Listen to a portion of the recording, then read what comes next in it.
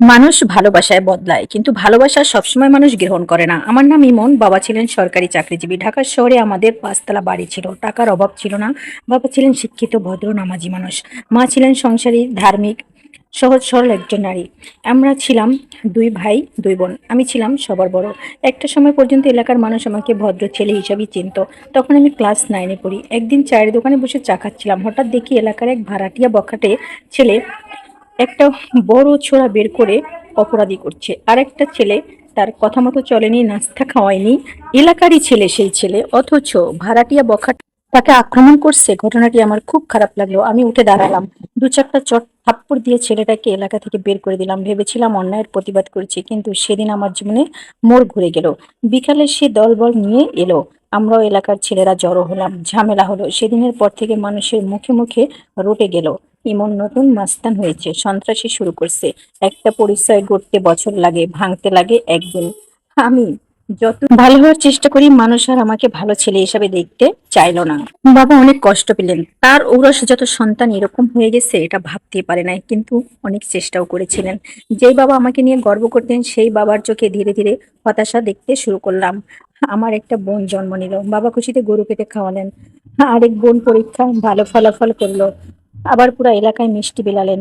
সবই বাবার গর্ব হলো, শুধু আমি হতে পারলাম না।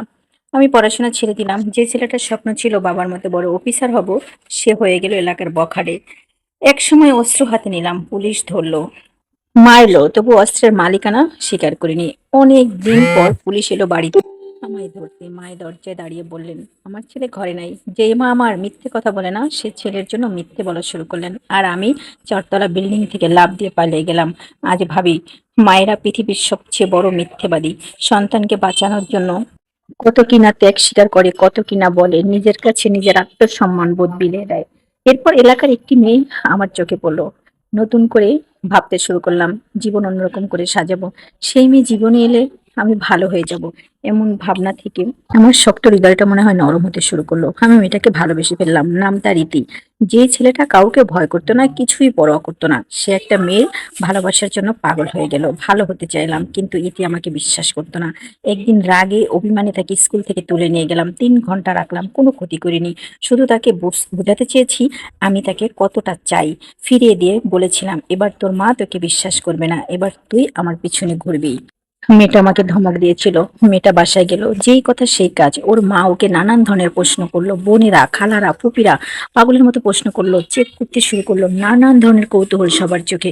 মেয়েটা যত বুঝাইতে চাইলো যে না, ছেলেটা খারাপ না, ছেলেটা আমার সাথে কথাও বলেনি, শুধু ছিঞ্জি দিয়ে নিয়ে গেছে, ছিঞ্জি দিয়ে নিয়ে আসছে, এ কথা কেউ বিশ্বাস করলো না। কথাটা বলেছিলাম অহংকার করে, কিন্তু জীবন আমাকে শিখিয়েছে অহংকারের মূল্য অনেক বড়। শেষ পর্যন্ত ইতি আমার জীবনে এলো, কিন্তু সে আসার আগে তার মা দুঃখে শোকে পৃথিবী ছেড়ে চলে গেলেন।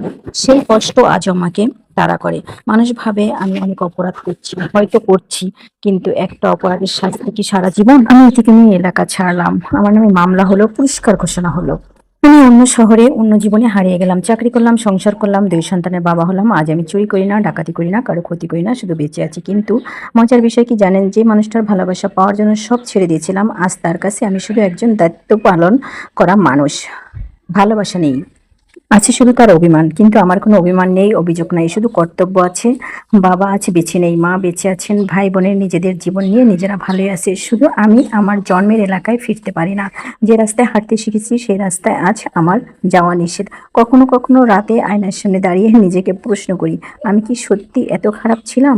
আমারও তো স্বপ্ন ছিল, বাবার চেয়েও মস্ত বড় অফিসার হতে চেয়েছিলাম, আমিও তো মায়ের গর্ব হতে চেয়েছিলাম, কিন্তু কি হলো?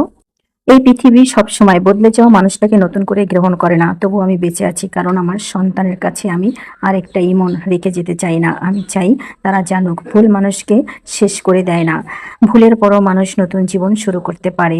আর ভালোবাসলে, ভালোবাসা মানুষকে বদলে দিতে পারে, কিন্তু সেই বদলে যাওয়া মানুষটাকে গ্রহণ করার মতো বড় হৃদয় কারোই থাকে না।